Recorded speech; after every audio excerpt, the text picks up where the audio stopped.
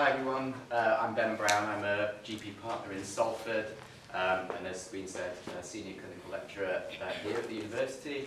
And I'm also one of the co-founders of Patches, which is an online consultation system which I'm sure many of you may have used similar online consultations if you're contacting your GP practice, or if you're GPs yourself, you will know all about them. So Patches has been around for about 5 years now, just before the pandemic. It's commissioned in over 1,000 GP practices across the country, supports the care of about approximately 10 million patients.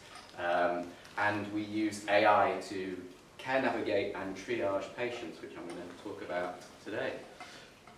So what is triage? Why do we need it? I'm sure I don't need to go into this in too much detail, but like the rest of the NHS, primary care is faced with increasing workload challenges in staff recruitment and retention, so a big imbalance between supply and demand.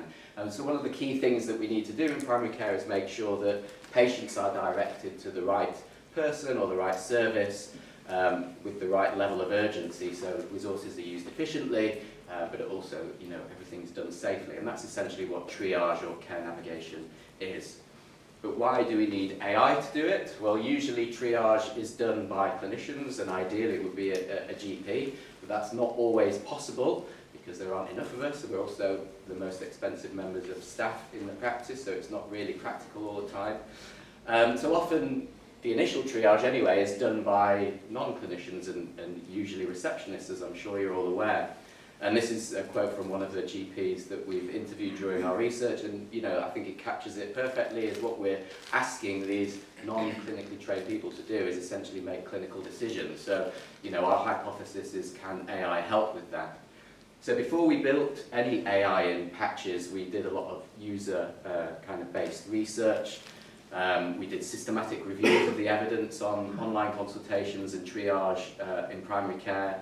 We interviewed patients and staff, and we synthesized all that data together before we started kind of designing the AI. And there were two key requirements that came out. The first was that when patients are contacting us, ideally we want this to be in natural language. So we want the patient to be able to describe in their own words why they want to contact the practice, why do they need help. And the opposite of that, so what we don't want to force them down, is having to answer lots of multiple choice questions and questionnaires. So typically this is how triage has been done in the past in primary care with these systems, is patients have to go through long lists of questions and questionnaires. They're not very user-friendly, they're quite inflexible, they're difficult for the patient to fill out, they're difficult for GP practices to read as well. So we wanted to move that to natural language processing. And the other key requirement was we didn't want it to miss any urgent cases, so it has to be as safe as we can make it. And so those are the two things that we kept in mind when we were building the AI in Patches. Just a couple of screenshots from Patches. Patients access the site through the practice website. They just have 5 options which are on the left there, so they can talk about a health problem or a non-clinical problem. When they select that, they get taken through to this screen on the right, which we call a chatbot, but is essentially a fixed number of questions that patients are asked, and they can respond in natural language. The questions vary on the type of query that's selected by the patient, but it tries to mimic the questions that a GP would ask in a typical consultation. So what are your symptoms? What are your ideas, concerns, expectations, etc. So when they fill out that form, then we analyse that using our AI models, and we have different models, but generally this is how they work. So we take the inputs of what the patient's written, obviously, some demographics about their age, their sex, what query they've selected. We run it through a large language model. We then typically have a classification layer on top of that as well, because usually what we're doing is classification. Triage is generally classification. And then we run it through some what we call safety guardrails, just making sure that we're not missing any of those critical cases before the care navigation decisions or triage decisions come out at the other end. And then what that allows the AI to do is various different things. So for the patient themselves, what they will see is they may get asked further questions or questionnaires. So I talked about the multiple choice questionnaires. Generally, they're not a good thing, I would think personally, to have up front, and that's what our research and experience shows, but they can be useful as follow-up to patients to gather that specific extra information if the patient hasn't written enough in their free text initial answers. It can also send advice to patients, so supporting self-care. It can signpost them to other services, pick up emergencies, so emergency department, emergency services, pharmacy, other local services that can be configured by the practice.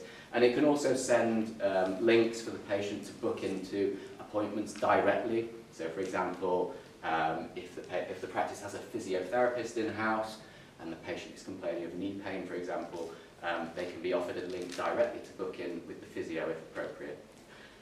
From the GP practice side, requests that do come through, if they've not been signposted away, come through into an inbox, which is ordered by clinical priority. So emergencies and urgent red flags, orange flags go to the top, routines and others go to the bottom, so they can be dealt with in order.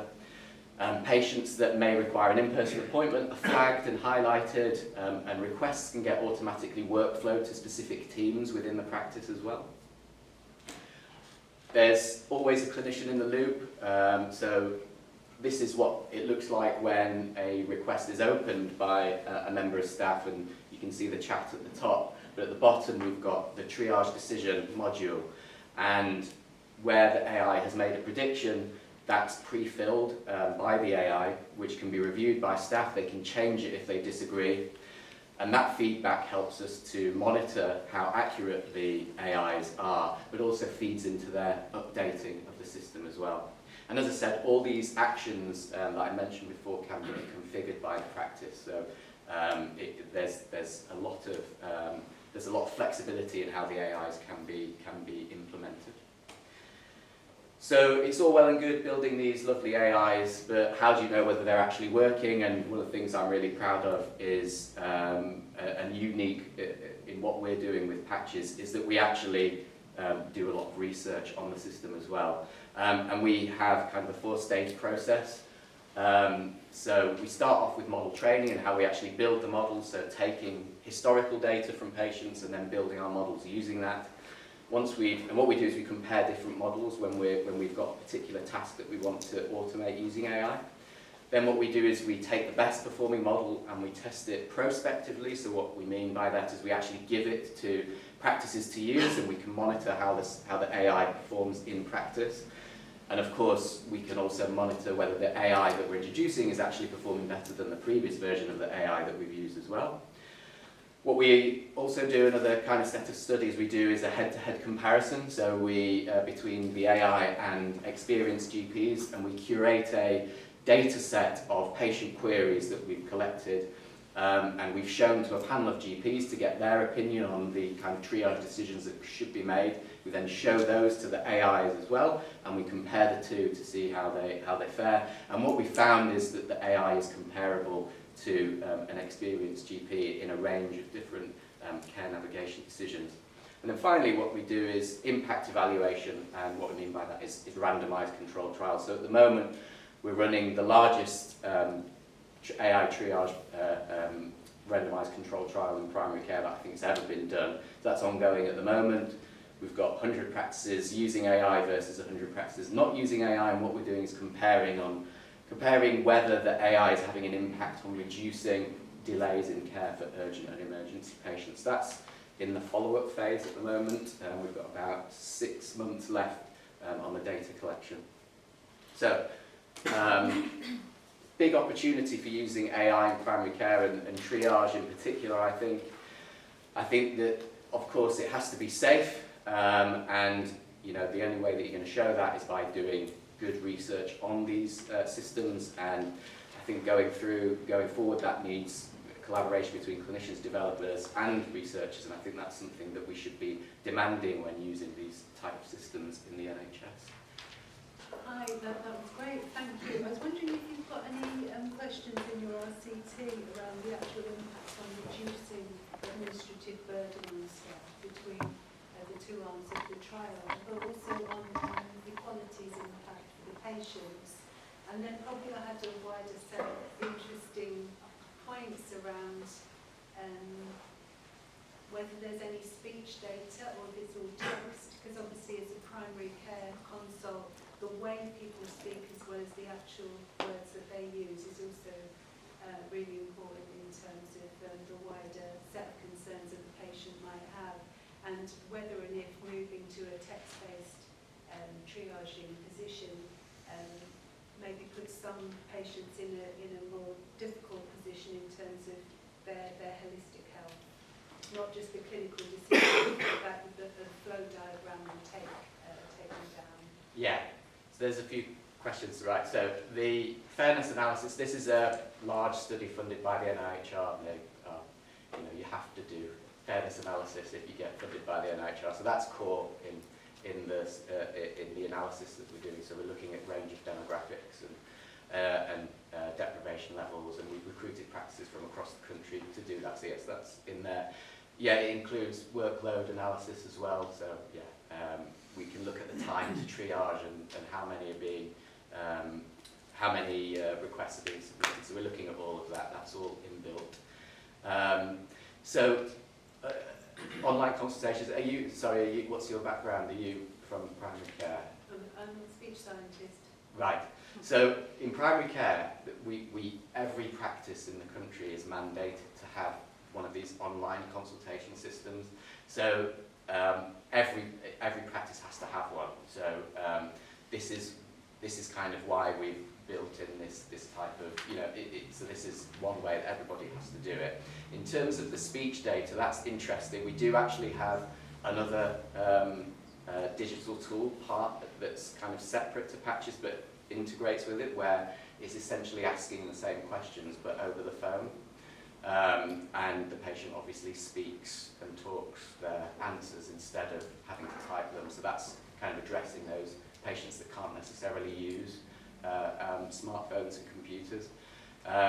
So there is that, and then obviously if you may be aware that there's these ambient voice technologies nowadays where where you've got these systems that are listening in the background actually during the consultation that are transcribed for the primary care record. And I think that they don't at the moment, and I think there's various reasons why they don't, mainly around regulation and kind of medical device regulation, but I think in future they will end up doing triage and care navigation of AI agents off the back of that. Yeah, I would like to know, is there any recommended standards for the safety assessments?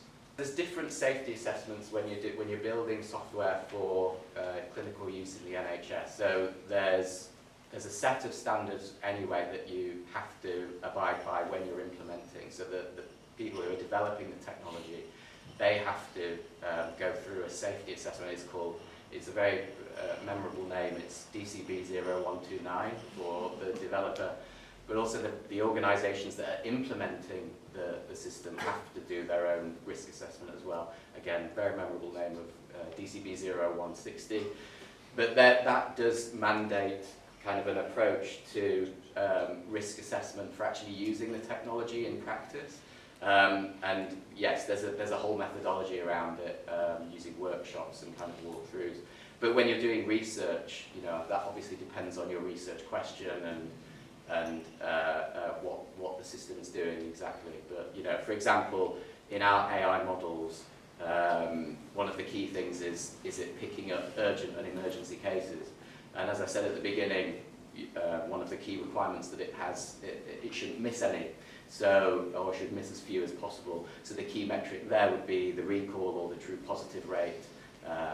But there's obviously various different measures that you could use depending on your